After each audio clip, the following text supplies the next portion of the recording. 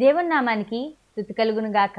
దైవవాకు అనే కార్యక్రమాన్ని వీక్షిస్తున్న మీ అందరికీ నా హృదయపూర్వకమైన వందనాలు తెలియజేస్తున్నాను. ఈరోజు వాక్య ధ్యానం కొరకు మత్తయి సువార్త 20వ అధ్యాయం 34వ వచనాన్ని మనం చదువుకుందాం. కాబట్టి యేసు కనికరపడి వారి కన్నులను ముట్టెను. వెంటనే వారు దృష్టి పొంది ఆయన వెంట వెళ్ళిరి. మనం ఇక్కడ చూసినట్లయితే ఒక ఇద్దరు గుడ్డివారు యేసుప్రభువారు ఆ మార్గం గుండా వెళ్తున్నప్పుడు, ప్రభువా, దావీదు కుమారుడా, మమ్ము కరుణించు అని బిగ్గరగా కేకలు వేసినట్టుగా మనం చూడొచ్చు. అయితే అప్పుడు యేసుప్రభు వారు కనికరపడి వారి కన్నులను ముట్టారంట. వెంటనే వారి దృష్టి పొంది ఆయనను వెంబడించారని ఇక్కడ రాసింది. అయితే మనం ఇక్కడ చూడవలసిన విషయం ఏంటంటే, యేసుప్రభు వారు వారి కన్నులను ముట్టిన వెంటనే వారు స్వస్థపడ్డారండి. చాలా మందికి కొన్ని సమస్యలు, కొన్ని ఇబ్బందులు ఉంటాయి.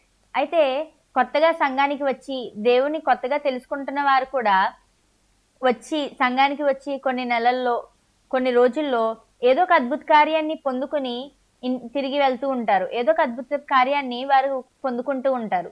అయితే మనం చాలా సంవత్సరాల నుండి సంఘంలో ఉన్నాము, చాలా సంవత్సరాల నుండి దేవుడిని ఎరిగి ఉన్నాము, కానీ మనకెందుకు ఏ అద్భుతం జరగట్లేదు, లేదా మన జీవితంలో ఎందుకు మనకున్న కష్టాలు ఎందుకు పోవట్లేదు, ఎన్నో సంవత్సరాల నుండి అదే ప్రార్థనా విన్నపం, ఎన్నో సంవత్సరాల నుండి అదే ప్రార్థనా విన్నపం చెప్తూ ఉన్నాం. ఇప్పుడే ఒక వారం క్రితం, 2 వారాల క్రితం వచనాలకు కూడా అద్భుతాలు జరుగుతున్నాయి, నాకెందుకు అద్భుతాలు జరగట్లేదు అని చాలా మంది అనుకుంటూ ఉంటారండి. అయితే ఈ గుడ్డివారు ఏం చేశారో తెలుసా? వారు అద్భుతం పొందుకోవడం కోసం బిగ్గరగా కేకలు వేశారంట. జనము ఊరికే ఉండండి, అరవకండి అని అన్నా కూడా వారు జనాన్ని పట్టించుకోలేదు, కానీ బిగ్గరగా దావీదు కుమారుడా మమ్మల్ని కరుణించని బిగ్గరగా కేకలు వేశారంటండి. మనం చూసినట్లయితే మన జీవితంలో ఎన్నో ఇబ్బందులు, కష్టాలు కొన్నిసార్లు మనకి కలిగినప్పుడు, కొన్నిసార్లు ప్రార్థించడానికి కూడా, ఇంకా ప్రార్థన కూడా మనకి నోట్లో నుండి రాని సందర్భాలు ఉంటాయండి. అలాంటి సందర్భాల్లో మనము బిగ్గరగా కేకలు వేయాలి, స్తుతించాలి. దేవా, నన్ను కరుణించు, నాకున్న బాధ ఇది, నాకున్న కష్టం ఇది, మనుషులకు అర్థం కావట్లేదయ్యా, నా బాధ మనుషులకు అర్థం కావట్లేదు, నా బాధ ఎవరికి చెప్పుకోవాలో కూడా నాకు అర్థం అవ్వట్లేదు.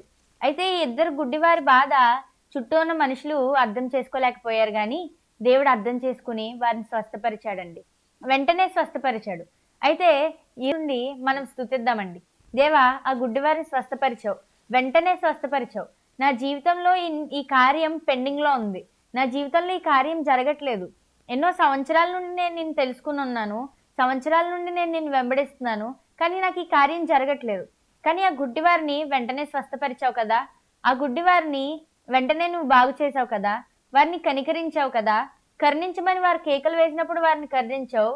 నేను అదే స్థితిలో నిన్ను అడుగుతున్నాను, నేను అదే స్థితిలో నిన్ను యేసయ్యా స్తుతిస్తున్నాను, కేకలు వేస్తున్నాను, దేవా నన్ను కరుణించు అని బిగ్గరగా మనం కూడా మన స్వరాలను తెరిచి దేవునితో, దేవా నన్ను కరుణించు, నా కష్టము, నా బాధ నీకు అప్పగిస్తున్నాను, నీవే తొలగించు దేవా, నాకు ఈ కష్టం, ఈ బాధ ఎలా పరిష్కరించుకోవాలో అర్థం కావట్లేదు, కానీ ఆ గుడ్డివారిని వెంటనే స్వస్థపరిచావే, ఆ గుడ్డివారిని నువ్వు కరుణించావే, అలాంటి కరుణ నాకు కావాలి, అలాంటి అద్భుతం నా జీవితంలో కూడా జరగాలని బిగ్గరగా ఎలుగెత్తి మనము దేవుని స్తుతిద్దామండి. స్తుతి జీవితంలో పరిస్థితులు మారుస్తుందని ఎన్నోసార్లు మన దైవజనులు చెప్పినప్పుడు మనం వాక్యంలో వింటూ వచ్చాం కానీ దాన్ని పాటించిన వారు ఎంతమంది? ఈ రోజు నుండి పాటిద్దామండి. బిగ్గరగా ఈ గుడ్డివారు ఎలా అయితే వారి అద్భుతం కొరకు కేకలు వేశారో, వారికి ఎలా అయితే వారి బాధను చెప్పడానికి, వారికి స్వస్థత కావాలని ఎలా అయితే అరిచారో, మనం మన జీవితంలో ఉన్న బాధల్ని, కష్టాల్ని, ఎప్పటి నుండో జరగాల్సి ఆగిపోయిన పనులను బిగ్గరగా దేవునికి కేక వేసి ఎలుగెత్తి దేవా నన్ను కరుణించు అని అడిగి మనం కూడా వెంటనే దేవుడు గుడ్డివారిని ఎలా స్వస్థపరిచారో అలాంటి వెంటనే జరిగే ఒక అద్భుతాన్ని పొందుకుందాం, ప్రార్థించుకుందాం. స్తోత్రం మహాపరిశుద్ధుడు ఘనమైన దేవా, నీకు వందనాలు, స్తోత్రాలు, స్తుతులు తండ్రి. గొప్ప దేవుడా, శక్తివంతుడా, నీకు వందనాలు. ఎన్నో అద్భుత కార్యాలను మా జీవితంలో చేస్తూ వస్తున్నందుకు నీకు వందనాలు. అయితే చాలా మంది తండ్రి యేసయ్యా, ఈ వీడియో చూస్తున్న వారిలో తండ్రి ఏదో ఒక అద్భుతం కావాలని మందిరానికి వచ్చిన వారు చాలా మంది ఉన్నారు, ఏదో ఒక అద్భుతం కావాలని చూస్తున్న వారు చాలా మంది ఉన్నారు. కానీ తండ్రి వారి జీవితంలో ఎన్నో సంవత్సరాల నుండి కొన్ని పరిస్థితులు ఆగిపోయినాయి. వాటన్నిటి కోసం ప్రార్థిస్తున్నాం తండ్రి. యేసయ్య గుడ్డివారు కేక వేసినట్టుగా మేము తండ్రి యేసయ్య కరుణించమని తండ్రి మేము కేక వేస్తున్నాం తండ్రి. మా ఆర్తధ్వని ఆలకించి తండ్రి యేసయ్య, ఏమైతే పెండింగ్ లో ఉన్నాయో ప్రతి పని తండ్రి యేసయ్య అద్భుత రీతిలో జరగడానికి సహాయం చేయండి. ఈ రోజంతా వారి దినచర్యల్లో తోడైన నడిపించమంచు. యేసు దివ్య నామమున అడుగుచున్నాం తండ్రి, ఆమేన్.